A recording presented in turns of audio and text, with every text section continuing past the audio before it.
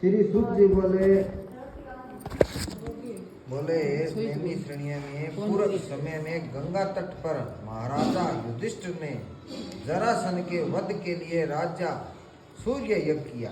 राजा युधिष्ठिर ने श्री कृष्ण, भीमसेन और अर्जुन के साथ यज्ञशाला में जो अनेकों प्रकार के रत्नों से संबोधित मोती के समान कांति वाले इंद्र सभा में दृष्टि शोभायान हो रही थी, उसने यज्ञ के निमित्त सभी राजाओं को बुलाया।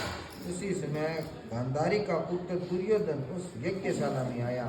दुर्योधन वहां सूखे आंगन को जल से भरा देख वस्त्रों को उठाकर धीरे धीरे चला। उसे देख द्रौपदी आदि स्त्रियां हंसी और आगे चल के स्थान को सूखा समझकर दुर्योधन चलते हुए जल में गिरा। उस समय संपूर्ण तपस्वी राजा तथा द्रौपदी आदि स्त्रियों ने दुर्योधन का उपहास किया। यह देख दुर्योधन अत्यंत क्रोधित हो अपने मामा के साथ हस्तिनापुर को चला गया। उस समय शकुनी ने दुर्योधन से मधुर वचन कहा, हे राजन, आप अनेक क्रोध को अपने कार्य के लिए छोड़ दें, क्योंकि जुआ खेलने में आप सारे राज्य को पा सकते हैं। हे राजेंद्र, यज्ञ मंडप में चलने के लिए उठिए, ऐसा ही हो। कहकर दुर्योधन यज्ञ मंडप में आए। इतने में सभी राजा यज्ञ समाप्त कर अपने अपने देश को चले गए। इसके पश्चात राजा दुर्योधन ने हस्तिनापुर में आकर युधिष्ठिर, भीम, अर्जुन आदि पांडवों पुत्रों को बुलाकर जुआ खेलना आरंभ किया। कपट से अनेक राज्य को स्वयं हड़प लिया और निरपराधी पांडवों को जीत कर वन में भेज दिया। अब पांडव वन वन घूमने लगे।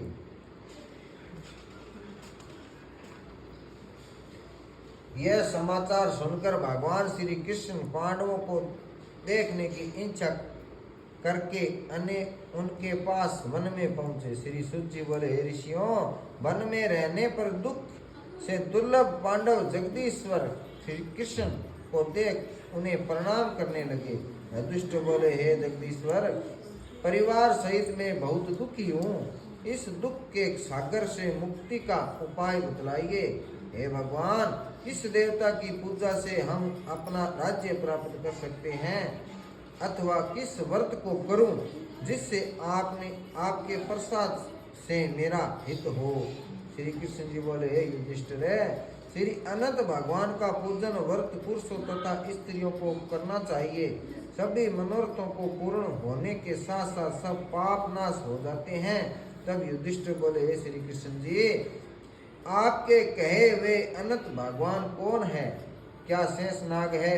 क्या तक्षक सर्प है? अथवा परमात्मा को अनंत कहते हैं? हे केशव, ये अनंत कौन है? कृपा कर हमें यथार्थ कहिए। श्री कृष्ण जी बोले, अनंत रूप मेरा ही है। सूर्य आदि ग्रह और ये आत्मा जो कहे जाते हैं, और पल विपल, दिन रात, पक्ष मास, ऋतु, वर्ष, युग, यह सब काल कहे जाते हैं। जो काल कहे जाते हैं वही अनंत कहा जाता है। ने वही कृष्ण जो पृथ्वी का भार उतारने के लिए अवतार धारण किया है, और दुष्टों का नाश तथा साधुओं की रक्षा करने को वासुदेव के वश में उत्पन्न हुआ हूँ। आदि मध्य अंत कृष्ण, विष्णु, हरि, शिव, वैकुंठ, सूर्य, चंद्र और सर्वव्यापी ईश्वर तथा सृष्टि को नाश करने वाले विश्व रूप महाकाल इत्यादि रूपों को मैंने अर्जुन के ज्ञान के लिए दिखलाया था। योगियों के ध्यान करने योग्य और संसार रूप अनंत जिससे चतुर्दश इंद्र है, अष्टावधु, 12 सूर्य, 11 रुद्र और नारद आदि 7 ऋषि तथा समुद्र, विंध्याचल आदि पर्वत, गंगा आदि नदी तथा वृक्ष और नक्षत्र एवं 10 दिशा, भूमि, पाताल, भूलोक, भू इत्यादि लोक हैं। हे युधिष्ठिर, यह सब मैं ही हूँ। इसमें कोई संदेह नहीं है। युधिष्ठिर बोले, हे विदुषर, अब आप अनंत व्रत का माध्यम और विधि कहिए तथा अनंत व्रत का अनुष्ठान करने वाले प्राणी को क्या पुण्य होता है और उसको क्या फल मिलता है सो कहिए। मैं यह जानना चाहता हूँ, पूर्व काल में यह अनंत व्रत किसने किया और मृत्युलोक में किसके प्रकाशित किया, यह सब विस्तार से कहिए। तब श्री कृष्ण जी बोले, युधिष्ठिर, पहले सतयुग में एक सुमंत नाम का ब्राह्मण था। उसने वशिष्ठ गोत्र में उत्पन्न भृगु की सुंदर कन्या दीक्षा का वेदोक्त विधि से विवाह किया। थोड़ा समय बीतने पर उसके गर्भ से उत्पन्न लक्षणों वाली कन्या उन्नत लक्षणों वाली कन्या उत्पन्न हुई। वह सुशील शीला नाम वाली कन्या पिता के घर बढ़ने लगी। उसी समय शीला की माता जवर ने पीड़ित हो पवित्र नदी के जल में गिरकर मर गई। उसके पश्चात सुमंत ने ब्राह्मण की कन्या से, जिसका नाम कर्कश्या था, विधि पूर्वक विवाह किया। दुष्ट स्वभाव कर्कश्या नित्य झगड़ा करने वाली थी। उसकी सौतेली शीला नाम की कन्या अपने पिता के घर में भीत पर और खंबा पर तथा दहली पर चित्रकला में तोरण आदि में चतुर थी। नीले पीले सफेद काले इत्यादि रंगीन चित्र विचित्र से सतिये शंख कमल बारंबार बनाया करती थी। इस प्रकार बहुत काल व्यतीत हुआ और इस प्रकार वह कुमार्य अवस्था वाली शीला पिता के घर से बड़ी हुई। स्त्रियों के युवावस्था चिन्ह से युक्त शीला को अपने सुमंत ने चिंता की, वह कन्या मैं किसको दूं, विचार से दुखी हुआ। उसी समय वेद में जानने वालों में श्रेष्ठ और स्त्री की इच्छा करने वाला क्रांति युक्त मुनियों में श्रेष्ठ कौंडिन्य ऋषि वहाँ आए और बोले, हे सुमंत, तुम्हारी सुंदर कन्या शीला को मैं वर्णन करना चाहता हूँ। तब सुमंत ने शुभ दिन में श्रेष्ठ मुनि एक धर्म पुरुष कौंडिन्य नामक ऋषि से कन्या का विवाह कर दिया। श्री कृष्ण जी बोले, युधिष्ठिर, ग्रह सूत्र की कही हुई विधि से विवाह किया। उस समय मांगलिक कार्य किए गए तथा स्त्रियों ने मंगल गान किया। ब्राह्मणों में स्वस्ति वाचक तथा बंदीजनों में तुम्हारी जय हो घोष किया। यह विवाह कर्म संपन्न होने पर ब्राह्मण ने अपनी पत्नी कर्कश्या से सुमंत बोले, हे प्रिय, दामाद को संतोष के लिए कुछ दे देना उचित है। ऐसे वचन सुनकर कर्कश्या ने क्रुद्ध हो अपने घर में संपूर्ण पदार्थों को एकत्रित कर उन्हें पेटी में बंद कर अपने पिता के घर जाने को कहा और भोजन से बचे हुए पदार्थ मार्ग में भोजन के लिए रख दिए। सुमंत से बोली कि घर में धनादि कुछ भी नहीं है, जो हो देख लो। ये युधिष्ठिर है। ऐसे वचनों को सुनकर वह वहां से दुखी हुआ। विवाह के पश्चात कौंडिन्य अपनी पत्नी शीला को रथ में बिठाकर वहां से धीरे धीरे चले। मार्ग में पुण्य रूपा यमुना नदी को देख उसके किनारे रथ खड़ा कर नित्य कर्म करने को चल दिए। दोपहर को भोजन के समय उसी यमुना तट पर उतर शीला ने लाल वस्त्र पहने हुए बहुत सी स्त्रियों को देखा जो अनंत चतुर्दशी में भक्ति पूर्वक जनार्दन भगवान की पूजा कर रही थी। उन स्त्रियों के समीप जाकर धीरे से पूछा, हे भाइयों, कृपा कर आप मुझसे कहो कि यह आप किसका व्रत कर रही हो और इस व्रत का क्या नाम है।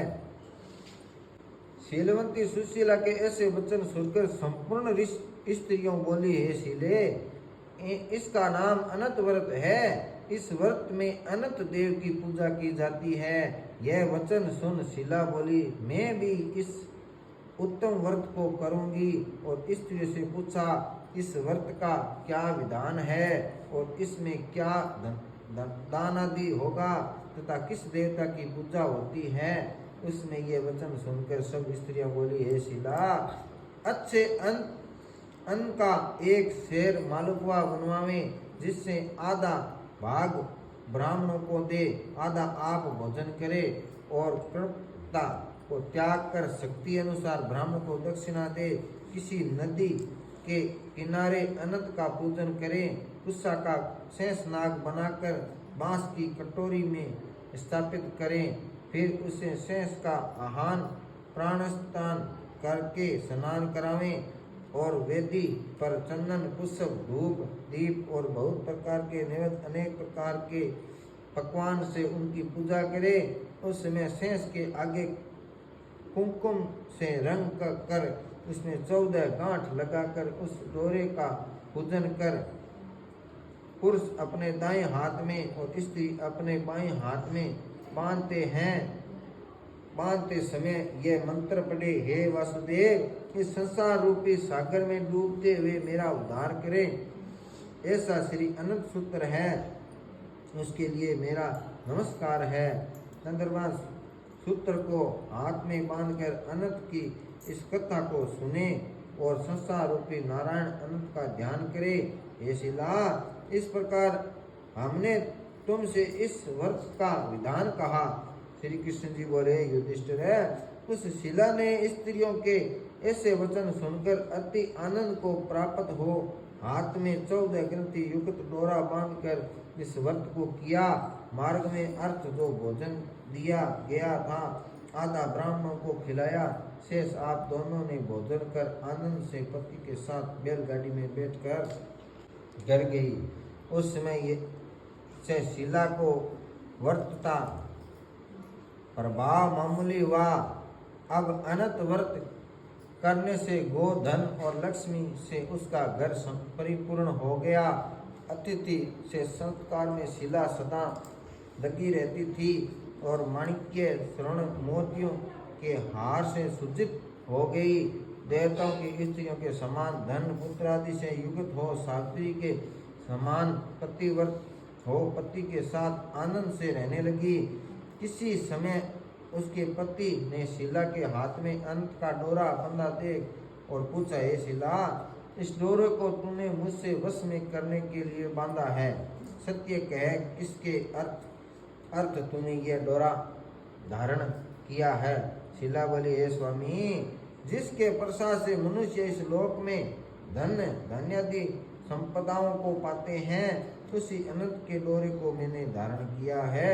शिला के ऐसे वचन सुनकर उसने पति कौंडिन्य ऋषि ने लक्ष्मी के मध्य में अनंत के डोरे को तोड़ डाला और बोला, ये अनंत कौन है? इसे मूंड से डोरे को जलती हुई आग में डाल दिया। तब हाय हाय कर दौड़ती हुई शिला ने उसे अनंत सूत्र को अग्नि से निकाल कर दूध में डाल दिया। इस कर्मों के फल से कौंडिन्य के सब ऐश्वर्य नष्ट हो गए। चोर उसकी गोद चुरा ले गए, आग से उसका घर जल गया और जो पदार्थ जिस प्रकार आया उसी प्रकार से गया। अपने स्वजनों से तथा कलह तथा बंधुओं से नित्य प्रति झगड़ा होने लगा। उसी अनंत के डोरे को तोड़ने से घर में दरिंदा आ गई। भगवान बोले, हे युधिष्ठिर, इससे कोई मनुष्य बोलता भी नहीं था। पीड़ित शरीर से अत्यंत दुखी होकर वह बोला, हे शिले, मुझे शोक होने का क्या कारण है? मेरा सब धन नष्ट हो गया, कोई मुझसे बात नहीं करता और देह से नित्य प्रति पीड़ा होती है। हे शिले, मुझसे क्या अपराध हुआ है और क्या करने से मेरा कल्याण हो सकता है? पति के से वचन सुनकर शिला बोली, हे स्वामी, आपने जो अनंत के डोरे का अपेक्ष किया उसी के पाप का यह फल है। हे महाभाग, भविष्य में द्रव्य आदि सब होंगे, परंतु उसके लिए उपाय करो। शिला के वचन सुनकर अति दुखी हो तप करने का संकल्प ले वन में जा आयुष लक्षित करके तट का विचार करने लगा कि ऐसे जगदीश्वरी अनंत का दर्शन जिसकी प्रशंसा से द्रव्य आदि पदार्थ मिलते हैं और उनके अपेक्ष से सब पाप नष्ट हो जाते हैं, कहाँ पर मिलेंगे? धनादि पदार्थ होने के सुख तथा दुख से यह विचार करता हुआ वह निर्जल वन में घूमने लगा। वहाँ अनेक फलों के संपन्न वृक्ष देखा जिससे कीड़े पड़ गए। यह देखकर कौंडिन्य ने वृक्ष से पूछा, तूने किसी स्थान में अनंत देव को देखा? हे सज्जन, देखा हो तो मुझे बताओ, क्योंकि उन्हें न देखने से मेरे चित्त में बड़ा दुख हो रहा है। यह सुनकर वृक्ष ने कहा, हे कौंडिन्य, मैंने अनंत को कहीं नहीं देखा। इसे उत्तर को सुनकर कौंडिन्य ऋषि महादुखी होकर आगे को चले। श्री कृष्ण जी बोले, ये दुष्ट है। अनंत के दर्शन की लालसा करते हुए ऋषि ने वन में इधर उधर घूमती हुई बछड़ों सहित गौ को देखकर उससे गाय से पूछा, हे धनु, तूने अनंत को देखा तो बता। यह सुनकर गाय ने कहा, हे दिज्य, मैं अनंत को नहीं जानती हूँ। आगे चलकर एक बैल को पूछा देखा। ऋषि ने उससे भी पूछा, हे गो स्वामी, तूने अनंत को देखा? बैल बोला, मैंने अनंत को नहीं देखा। तब कौंडिन्य ऋषि ने आगे चलकर दो पुष्करणियों को देखा जिससे कलोल से परमस्त लहरें मिल रही है और कमल कुमुदिनी बहुत प्रकार से शोभा दे रही है तथा ब्रह्मण हंस चकवा तथा सासर बगुला जाति के पक्षी क्रीड कर रहे हैं। उसी कौंडिन्य पुष्कर्मियों से पूछा, तूने दोनों ने अनंत को देखा है? यह सब पुष्कर्मियों ने उत्तर दिया, हे दिज्य, हमने अनंत को नहीं देखा। अनंत को नहीं देखा। आगे चलकर गधा तथा हाथी को देखकर उसने पूछा, तुमने अनंत को देखा है? उसने भी संतोषजनक उत्तर न मिलने पर उसकी आशा नष्ट हो जाने से वह वन में बैठ गया। यह युधिष्ठिर है।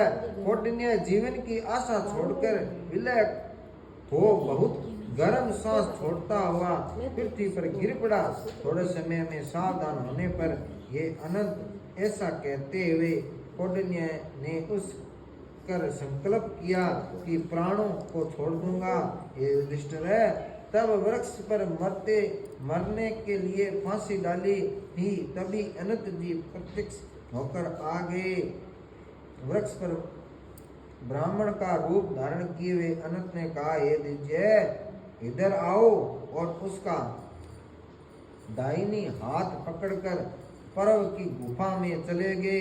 वहां सुंदर स्त्री पुरुषों से युक्त उस ऋषि को अपनी पूरी को दिखाया।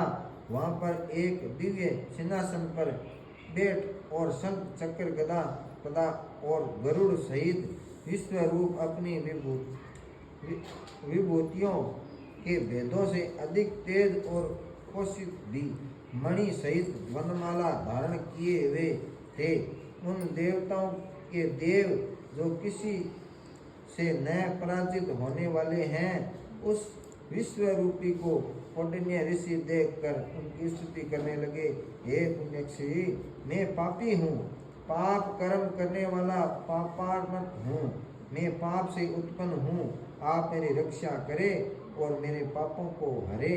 हे जगदीश, आज मेरा जीवन तथा जन्म दोनों धन्य है। तुम्हारे चरण कमलों पर मेरा मस्तक ब्रह्मण के समान सुपुष्ट कर रहा है। कौंडिन्य ऋषि के वचन सुनकर अनंत देव मधुर वाणी में बोले, हे कौंडिन्य, तुम निर्भय होकर अपने मन की बात मुझसे कहो। तब कौंडिन्य बोले, मैंने अपनी संपत्ति के घमंड में आकर अनंत का डोरा तोड़कर उसकी निंदा की, जिससे मेरी सब संपदा नष्ट हो गई।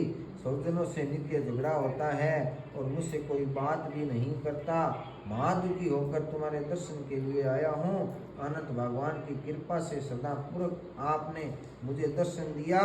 मैंने जो पाप किया है, कृपया उसकी शांति का उपाय मुझे बतलाइए। श्री कृष्ण जी बोले, युधिष्ठिर है, भक्ति से संतुष्ट होकर अनंत देव क्या न देवे। अनंत भगवान बोले, हे कौंडिन्य, विलंब मत कर, अपने घर को जा और चतुर्दशी वर्ष तथा भक्ति पूर्वक अनंत व्रत कर। तू सब पापों से छूटकर सिद्धि को प्राप्त करेगा। तेरे पुत्र पुत्र होंगे तथा और सुखों का उपभोग करेगा। अंत समय में मेरा स्मरण होगा और पीछे निसंदेह अमर पद को प्राप्त होगा। संपूर्ण लोगों से उपचार के लिए मैं तुमको और भी वर देता हूँ। संपूर्ण विधि से इस व्रत की कथा पढ़ने वाला और शिला के समान इस अनंत का व्रत करने वाला इस व्रत के प्रभाव से जल्दी ही सब पापों से छूटकर परम गति को प्राप्त करेगा। ये कौंडिन्य, तू जिस मार्ग से यहाँ आया उसी मार्ग से अपने घर को जा। तब कौंडिन्य बोले, हे स्वामी, मैंने वन में घूमते हुए एक आश्चर्य देखा, वह आपसे पूछता हूँ, कृपा करके आप उत्तर दीजिए। वह आम का वृक्ष, गो, बेल, कमल आदि से शोभायान, पुष्करणी, गदा और हाथी है। देव, वह सब कौन है? आप इस सूत्रों का वृत्तांत मुझसे कहिए। तब अनंत जी बोले, हे कौंडिन्य जी, आम का वृक्ष पूर्व जन्म का विद्वान ब्राह्मण है, जो विद्यार्थियों को विद्या दान न देने के कारण वृक्ष हुआ। वह गो पृथ्वी है, उसने पूरे जन्म में बीज को चुराया है। और वह बेल धर्म है, धर्म और अधर्म के कारण वे दोनों पुष्करणी है। वे पूर्व जन्म में कोई ब्राह्मण जाति के दोनों भगिनी थी, जो धर्म करती थी। वह परस्पर करती थी और उन्होंने ब्राह्मणों को, अतिथियों को, दुर्लभ को कुछ भी भोजन आदि पदार्थ नहीं दिया था, याचकों को भिक्षा भी नहीं दी। उसी पाप से क्रमश लहरी और जल एकत्र होता है। वह गदा क्रोध है, वह हाथी मद है और पृथ्वी ब्राह्मण है, वृक्ष ब्राह्मण है। मैं अनंत हूँ और वह कतरा संसार है। इस तरह कहकर अनंत जी अंतर्ध्यान हो गए। यह चरित्र कौंडिन्य सपने समान देखकर अपने घर आया। श्री कृष्ण जी बोले, युधिष्ठिर है, कौंडिन्य ऋषि ने चतुर्दशी वर्ष अनंत व्रत किया। अनंत के कहे अनुसार सुख भोग कर अंत में अनंत का स्मरण कर अनंतपुर को गया। हे युधिष्ठिर है, इसी प्रकार तुम भी कथा सुनो और 14 व्रत अनंत व्रत करो। जैसे कौंडिन्य ने अनंत देव के कहे अनुसार फल प्राप्त किया, वैसे तुम भी संपूर्ण मनोरथों को प्राप्त करेगा। आख्यान सहित व्रत करने से एक ही वर्ष में मनोरथ पूर्ण होकर फल प्राप्त होता है। ये युधिष्ठिर, यह व्रत मैंने आपको सुनाया। इस व्रत के करने से मनुष्य सब पापों से छूट जाता है, इसमें संशय नहीं है। जो कहा सुनते हैं वे पापों से छूट अनंत लोक को प्राप्त करते हैं। एक कुरुकुल दो भव, जो कोई शुद्ध चित्त वाले मनुष्य इस संसार सागर में सुख पूर्वक व्यवहार करना चाहते हैं, वे त्रिभुवन के स्वामी अनंत भगवान का पूजन करके दाहिने हाथ में सुंदर अनंत देव के चतुर्दशी ग्रंथि वाला डोरा बांधते हैं।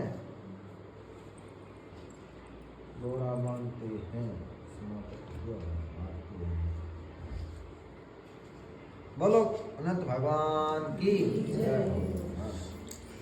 अब डोरा है तो का